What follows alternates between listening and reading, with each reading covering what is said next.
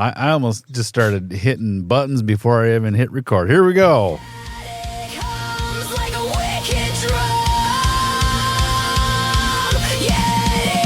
Ridiculous. Yeah,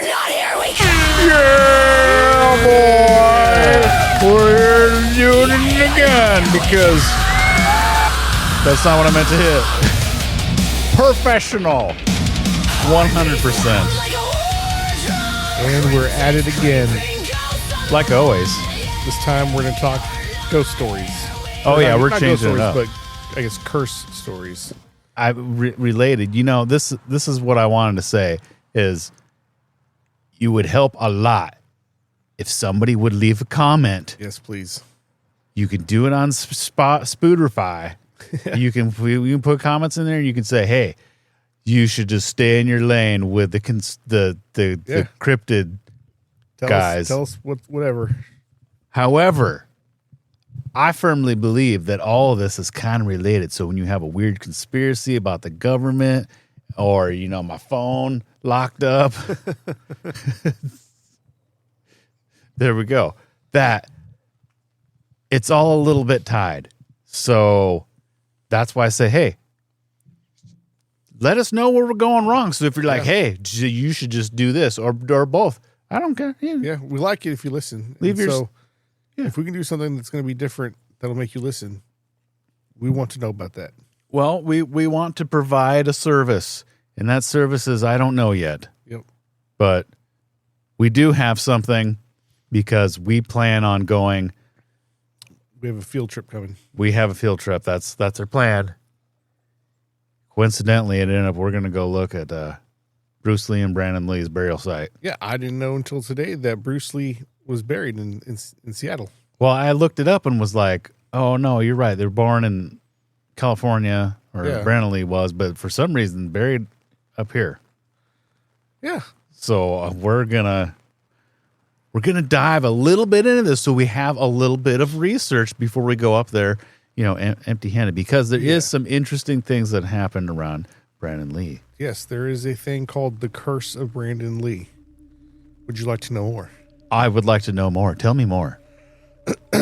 Well then, since you asked, the curse of Brandon Lee refers to the rumored supernatural affliction tied to the tragic death of actor Brandon Lee in 1993 during the filming of The Crow, often framed as an extension of a broader Lee family curse originating from his father, martial arts legend Bruce Lee.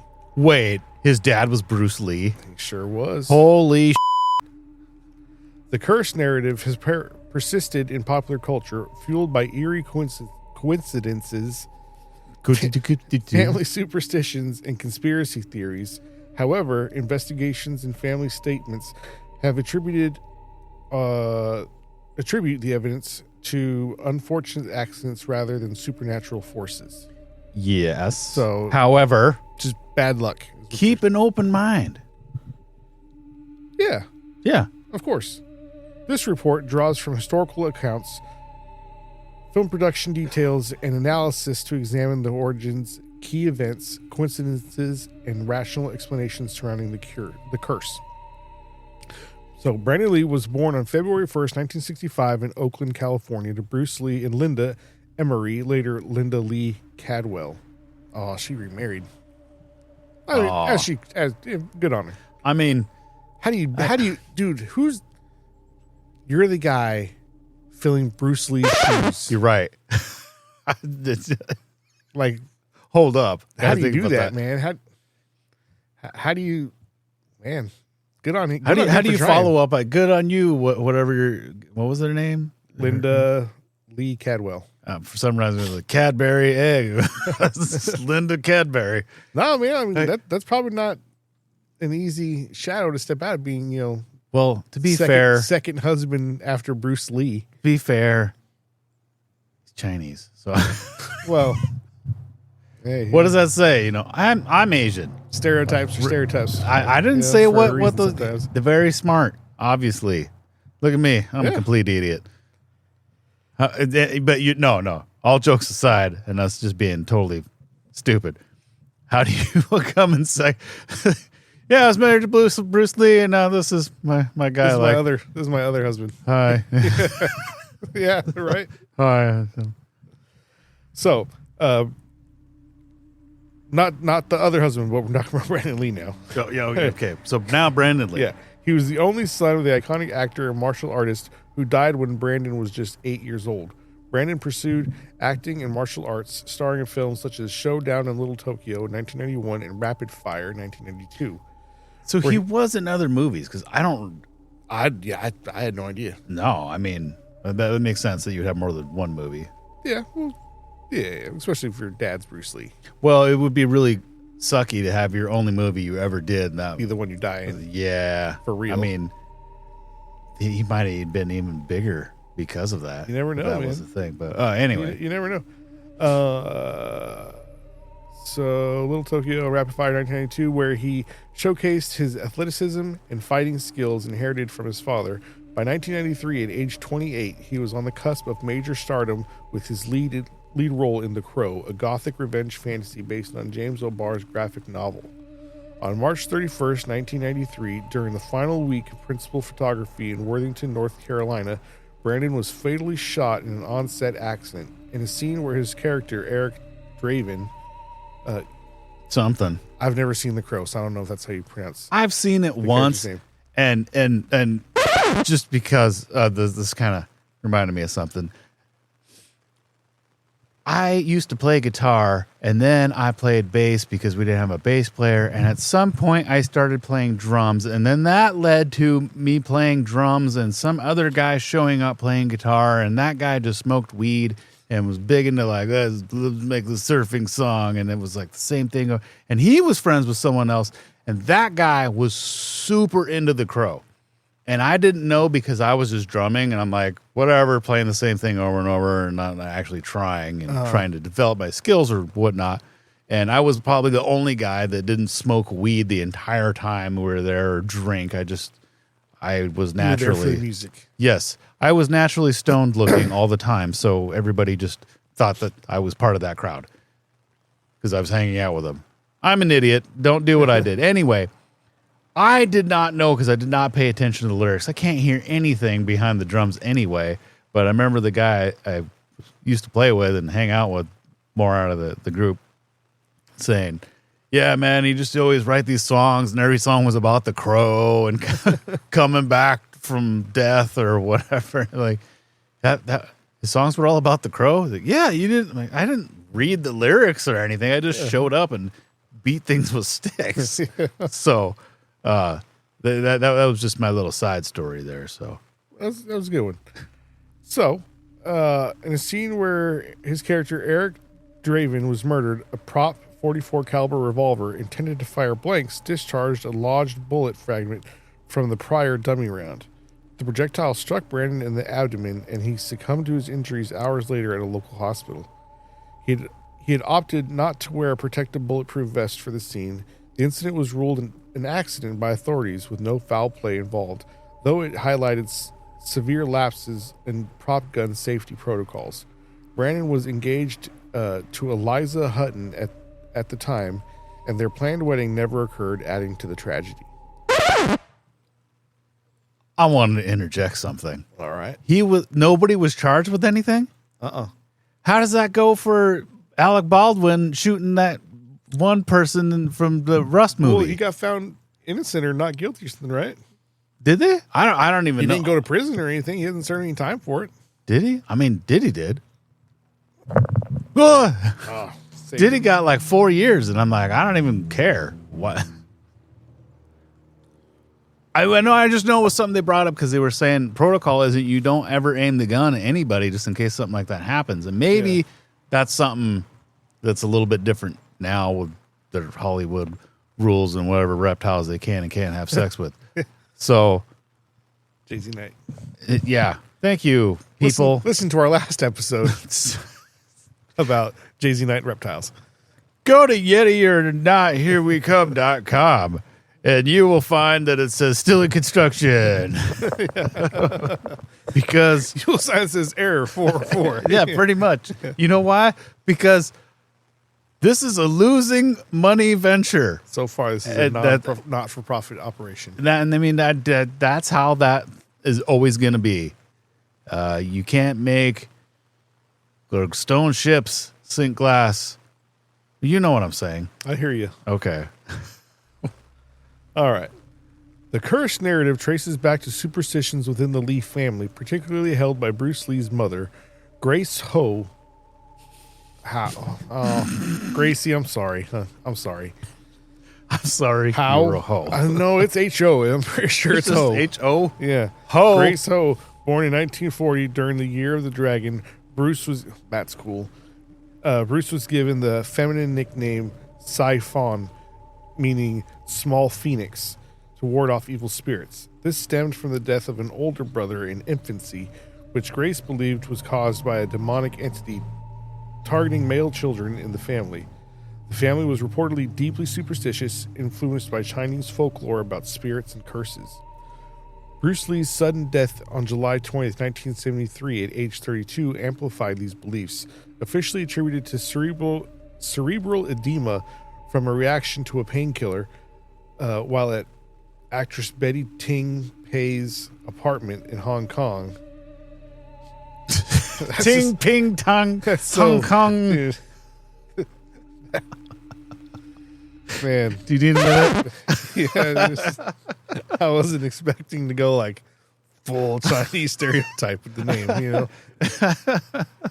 It caught me by surprise. Ting, tong, ting, tong. Yeah. Betty Ting Pei apartment in Hong Kong. Ting. All right. Oh, okay. So, what painkiller did he take that he had a brain bleed? Equagesic. That sounds like it's for horses. It sounds like or Joe Rogan. Old school painkillers. Definitely a Joe Rogan painkiller. Oh, he probably had his fair share of aches and pains and stuff, you know. Take eschatussin, whatever. May cause rectal bleeding. If you're lucky. I mean, you know, that's a whole nother conspiracy story we're talking about. The Enum-Claw around here. Oh, yeah. Talk about if it causes rectal bleeding. Don't look it up. That's not a conspiracy. That's a tragic. This is real life. Yeah. That just happened. Yeah, that was bad. Stay away from that area. Especially if you're a horse. I don't know. Maybe let's not go there. Yeah. Back to topic. Right. Bruce Lee's sudden death. Oh, I read that already. Ting Pei's apartment in Hong Kong. That's what. His passing sparked rumors of foul play, including Triad involvement. Triad meaning like the Asian means three. Chinese like mafia type organized crime. Means three stuff. Asians. Triad. Yeah. Due to Bruce Lee's alleged teenage altercation with the Triad boss's son, or a dim mak, which is a death touch from martial arts lore. Conspiracy. Oh, that's cool. You got the somebody gave him the Grimlock, the ding dong, dim mak. The dimmock. Somebody gave him the death touch. Supposedly. And that's deadly. You know what's crazy? I didn't know if we got to pause. Oh, all right. All right. Where were we? Okay. Are we going right now? Oh, yeah. Okay. Conspiracy theory suggests poisoning or supernatural intervention despite a 9-day inquest confirming natural causes. Brandon's death 20 years later reviewed the curse idea, with some claiming the demon had shifted its target to him. Oh, you know what I just forgot? What? It's really important. Yeah, we got to have the spooky music. Supporters of the curse point to numerous parallels between father and son, creating an aura of inevitability. Inevitability? Yeah. You know what I'm saying? So, both died young. Bruce Lee at 32 and Brandon at 28 during pivotal career moments. Bruce was in post-production on Game of Death, his 5th film, and Brandon... It's like tripping me out. Yeah. And Brandon was 8 days from wrapping. You ever watch Bob's Burgers? No. One of the kids gets nervous and goes, I've never seen that. No. Neither lived to see their films released, which became posthumous hits. Enter the Dragon, 1973, grossed massively, and The Crow in 1994 earned $94 million worldwide. Well, that's a lot. I wonder how much it cost. Probably not that much. Not 94 million. No. Film parallels in this 1978 completed version of Game of Death, Bruce characters fakes his death and after being shot on a film set, eerily mirroring Brandon's real life accident. A scene warns about prop gun dangers, pressing the Crow presaging. That sounds like prostate massage. Yeah, Presaging. In The Crow, Brandon's character is called before Word. marrying his fiancée, echoing his own unfulfilled wedding plans. Astronomical and symbolic ties, such as both were born in the year of the dragon, Bruce Lee in 1940 and Brandon in 1965, on Chinese New Year's Eve. The 1993 biopic Dragon, the Bruce Lee story, depicted Bruce haunted by a demon that later attacks a young Brandon in a dream sequence, released just months after Brandon's death and dedicated to him. Huh. Interesting. Yeah, and the curse is said to target males, citing the infant brother's death, but this is inconsistent as Bruce's brothers, Peter and Robert, lived long lives. Bruce Lee's brother was named Peter. Yeah, and he had another one named Robert. And Peter and Robert. Well, so his mom must have been American. I mean, I guess. Because he was an American. Bruce Lee was an American citizen. His name is Bruce, so He came from China to America with the U.S. and got in because he was born in San Francisco, I think, or in California somewhere. I think it was San American. Francisco, and that's where Brandon Lee was born too, I think. Yeah. Or maybe it was something else. It was California. So his mom must have been American, and so that's no doubt where the name Robert, Bruce, and Peter came from. Obviously, like probably her brothers or dad or something. Yeah. So it's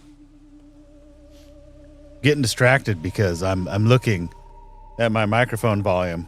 It does make a difference. Oh, okay. Oh yeah, being close up to it. Yeah. Well, Yeah. I feel like I'm shouting. I'm shouting at the microphone or something, but whatever. Anyway, skeptics, including family members, dismiss the curse as coincidence amplified by tragedy. Linda Will Cadwell, the daughter Shannon Lee have publicly denied it in interviews and documentaries like I Am Bruce Lee, emphasizing natural causes and accidents. Bruce's death was medically explained as a hypersensitivity reaction, not supernatural. Brandon's was a preventable prop mishap due to negligence. A bullet fragment from the dummy round wasn't cleared, violating safety standards. The Crow's other incidents stemmed from the harsh filming of conditions such as cold, wet nights and the tight schedule, rather than a curse. Producer Jeff Most called the curse narrative media driven, noting it scarred the franchise, but was not real. scared it. It did scare. No, they made a few more. Yeah. I never saw those ones either. And I've never seen any of them. And so this goes on to describe the impact on the Crow franchise. It says The Crow in 1994 was completed using body doubles and dedicated to Brandon and Eliza. It became a cult classic but spawned underwhelming sequels such as The City of Angels, Salvation, and Wicked Prayer, and a TV series often criticized as exploitative. Yeah, sure. Something. A 2024 reboot starred Bill Skarsgård, faced 15 plus years of development hell. Yeah. The multiple actors and directors attached before release, perpetuating the curse myth. Director Robert Sanders positioned it as a tribute, but original casts like Bai Ling and director Alex Proya, man, that's a tough one too, argued the story should remain Brandon's legacy. In conclusion, The Curse of Brandon Lee is compelling urban legend born from grief, coincidences, and Hollywood drama, but evidence points to human error. Humor led to death. This is not funny. No, cereal. But that part kind of was. Points to human error and misfortune rather than supernatural forces. As Linda Lee, oh man, Linda Ting Ting, or whatever. Linda Lee Cadwell stated, "It's better to remember how they lived than speculate on their deaths. Their narrative endures in pop culture, reminding us of the fragility of life in the spotlight, but rational analysis debunks it as myth. For further reading, consult biographies such as Bruce Lee, A Life by Matthew Polly, or official family statements." Awesome. Guess what? That was a lot to read. We did it. We made it all the way through that. That was the most reading I've done in like a week. That's a lot of effort, man. I didn't know that there was. I mean, I always heard of the curse, sort of, but I never really looked into it because all I knew was, he died on set. But if somebody just would have checked something, how would that have changed everything if he would have been alive still? I don't know. Maybe he knew something, man. What if Will Smith actually took the role in The Matrix? That's right. He was originally, or not originally, but I guess. Yeah. He was the guy that they wanted, and he was or wasn't doing. I don't even know, but man, I'm glad they didn't. Well, yeah, Keanu Reeves is the perfect retarded guy to play that. I know Kung Fu. Yeah, dude, I can't imagine the Fresh Prince of Bel-Air being Neo, dude. Yeah, I mean, did you hear his new rap? Is that what he's calling it? Will Smith's new freestyle rap? No. Oh, my God. I haven't. Oh, I mean, it'd be worth playing, but I'm not going to get a copyright strike, dude. Over something that bad. I'm sorry. Will Smith might be a cool guy. I don't know. Prove me wrong. Hang on with me.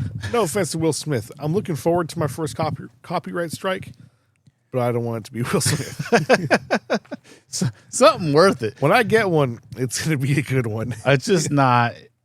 Yeah, it's just not good. And I mean, he built his whole thing on I'm Will Smith. Be good to your mom and don't cuss. And I mean, then right before everyone forgot about him, he slapped Chris Tucker across the face on TV, dude. He slapped Chris Tucker so hard that it changed himself. Not Chris Tucker, Chris Rock. Chris Tucker. Chris Rock, yeah. Yeah. Not Friday, but he slapped him so hard that I don't know what I'm talking about. Yeah, right.